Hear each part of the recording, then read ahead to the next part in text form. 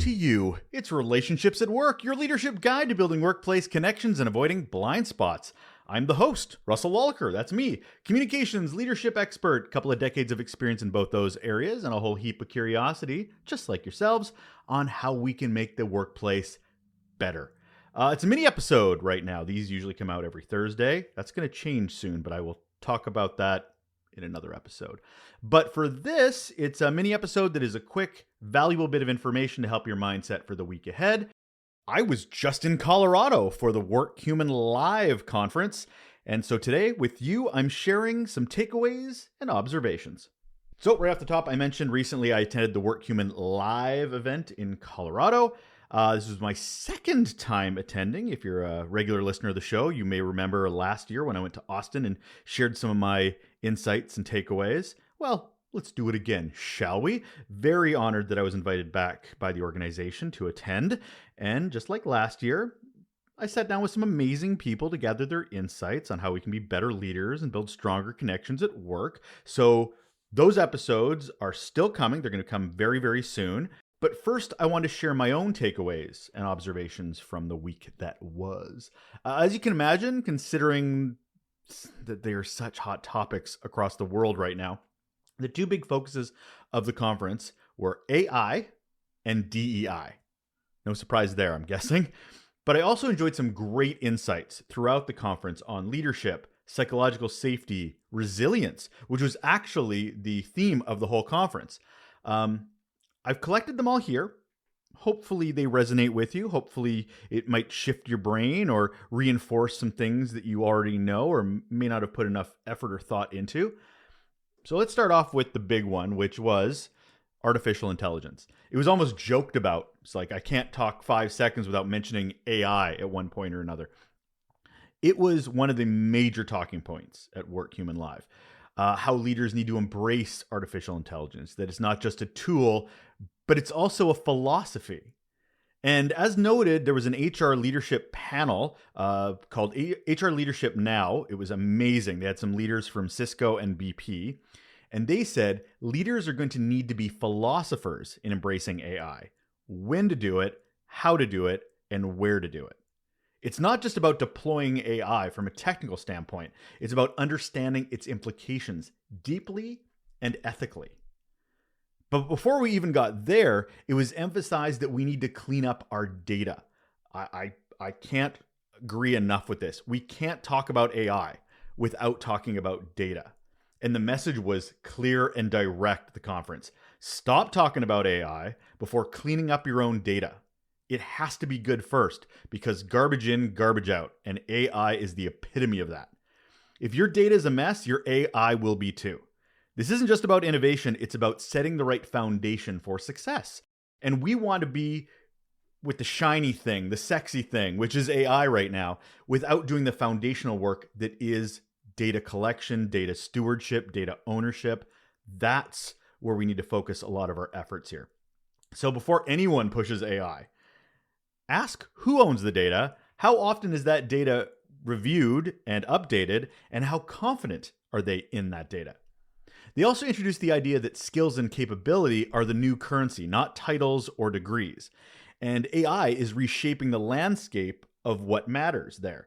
It's about what people can do, not just what's listed on their resumes. Trevor Noah was one of the keynotes.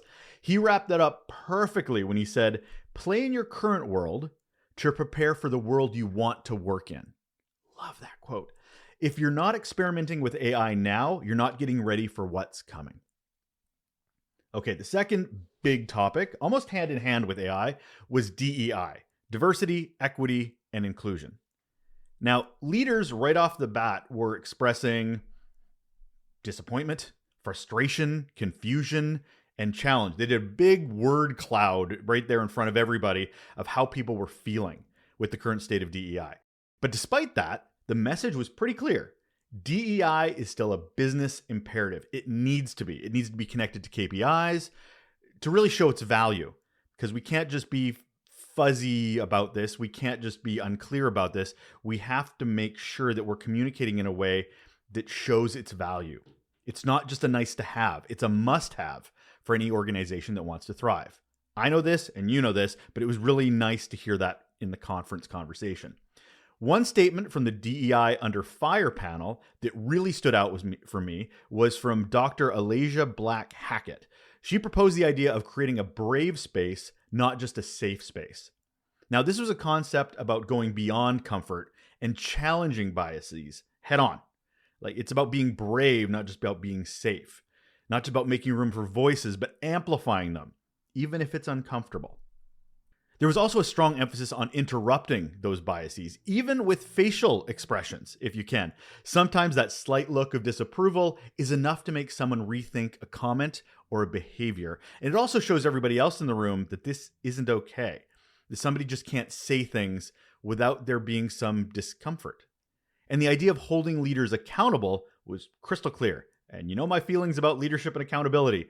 It's necessary for great leadership ecosystems. So again, super thrilled that they hammered that home. Here's a quote I actually heard. If you would fire someone for messing up an Excel spreadsheet, you should be willing to do the same for those not living up to their cultural expectations. Why do we allow bad behavior to continue? Why do we just let it persist? It brought up a lot that it was about, well, we might ruin that person's career. We might damage that person's career. Meanwhile, if we keep them in and they're killing culture, they're causing a lot more damage staying within the organization than they do if we remove them from the organization. Anyway, that was really interesting. Now, this was an interesting one as well. James Baldwin's words were echoed and resonated deeply with this. I can't judge you for what's in your heart. I can only judge you on how you treat me. I can't really remember who brought that up, but it just really brought home the DEI of it all. Because in DEI, it's not just about intentions, it's about actions and follow through.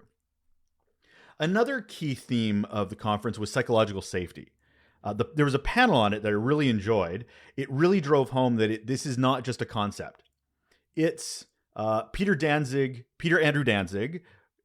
They're going to be on the show in a few weeks. I had a great conversation with them. It's a belief system. And it's one that's often shattered between what is said and what is done.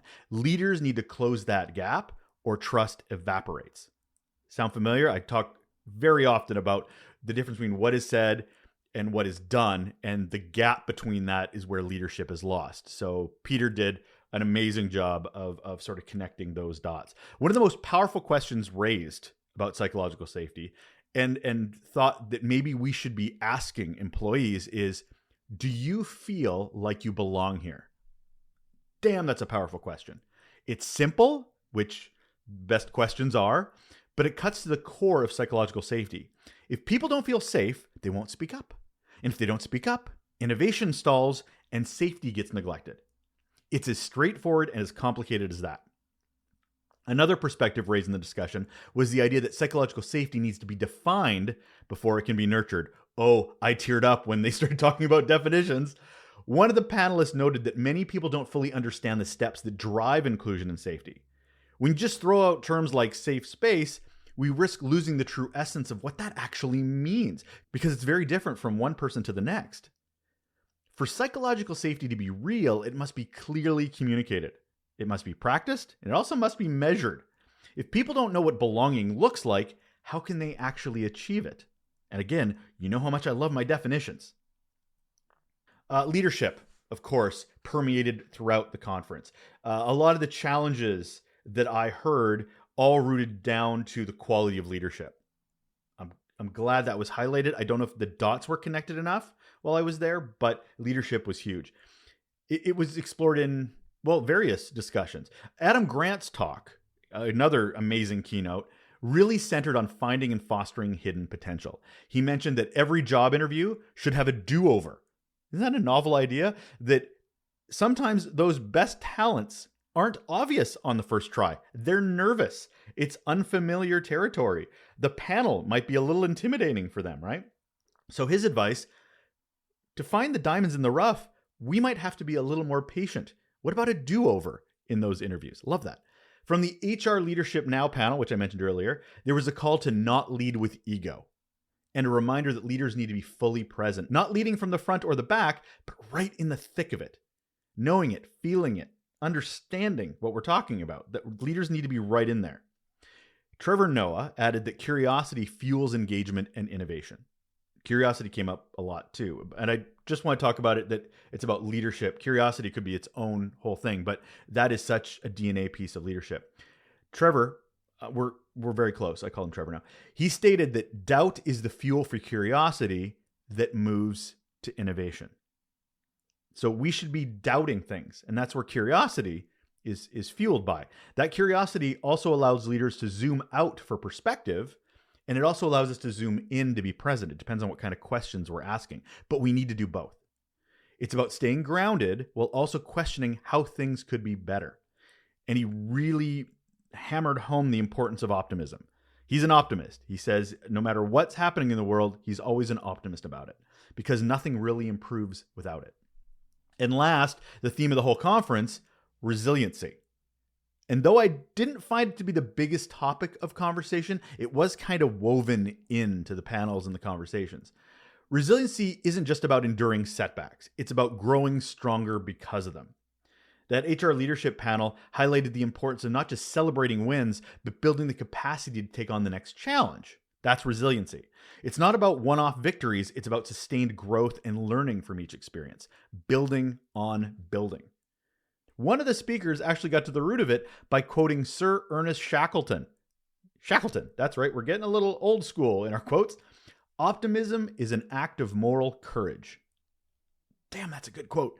That stuck a chord with me because it reframes resilience as a mindset, not just an outcome. It's not just about getting back up. It's about believing there's something worth standing back up for. To be resilient, leaders need to prioritize self-care. I love that this was brought up on more than one conversation. Not as an afterthought, but as a strategic practice. You can't lead others through adversity if you can't barely hold it together yourself. Real resilience is built through preparation, reflection, and the willingness to confront hard truths.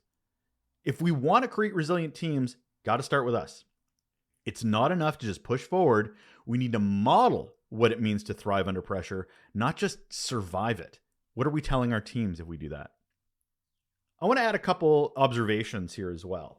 Last year's was really interesting. I talked about the HR pro who was calling back to the office in the hallway and saying how this was her people, this was her tribe, she's learned so much, and then didn't know what to do with it when she went back to the office. That spoke volumes. This was also interesting, and this was just observations from things mentioned on stage, also things mentioned in conversation that I overheard. One woman said, she stood up during one of the panels and said, "I work in culture, so we only touch DEI." I had a what the hell moment. She said it boldly, like it was so matter of fact. This was during the psychological safety panel. This audience member had a question and started it by saying this with, like I said, a matter of fact attitude. This was just sort of, it is what it is. I work in culture. See, no, I only barely touch DEI. My heart broke. As much for her not realizing that this is an issue, but the environment that she works in that perpetuates it. She did it like this is normal. Culture is diversity, equity, and inclusion. These are not separate things or separate responsibilities. We're doing our teams a disservice if we think and act that way. I feel a little disappointed in the organization she works for, and I hope she finds her way through it. The other observation I wanted to mention was that I heard terms that I think might be problematic, and they're getting a bit of traction. The most common one I keep hearing, especially this conference, was people leaders. I heard people teams too, and that kind of goes hand in hand with the issue, but I really want to focus on the term people leader. And I don't want to get ranty about it, but as a communications person, statements like these kind of drive me insane. I just want to highlight that I know people mean well. I know they mean well. They're really highlighting the fact that leadership is about people and that that's what this is all about. But I want to highlight the issue by asking a question. If you're not a leader of people, what kind of leader are you? To me, it's like saying ATM machine. Why do we feel it's necessary to put people in the front of that? I'm genuinely curious. Because there's a part of me that feels like we say things like that to let bad leaders know who they're supposed to be focusing on. Like suddenly when you say people leader, a bad leader goes, "Oh, right, it's about people." Totally forgot that. But I think the deeper issue is that we're not properly defining what leadership even is. At conferences, in the workplace, anywhere really, leadership is always about people, their experience, and their growth. So we can't confuse it with things like management, which is a separate on its own thing, which is about resources and deliverables. Both are extremely vital, but they're each very, very different things. So can we just say leader? Okay, one more observation. I know this solo mini episode's going a lot longer than usual, but I've got a lot I want to get off my chest after this conference. I call this observation fighting the good fight, or the need to do right by the humans. Everybody I talked to, everybody I engaged with at lunch, breakfast, just walking around, whether they were HR leaders, professionals, consultants, HR adjacent, I was blown away by the hope of all of them that we can do better.